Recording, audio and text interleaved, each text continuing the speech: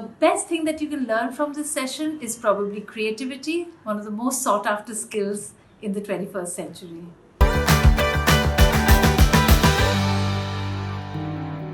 For the last 6 years, we have created imaginative experiences for children and young people through an engagement with the arts, and we're looking forward to doing this online with Openhouse. We'll be introducing them to masterpieces from around the world, and the best part is that this is a session for not just the child but also for the parent.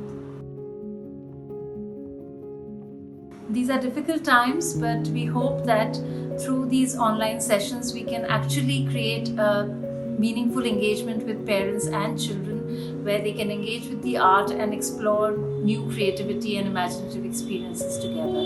I'm Ruchira from Think Arts. Come and learn with us at Openhouse.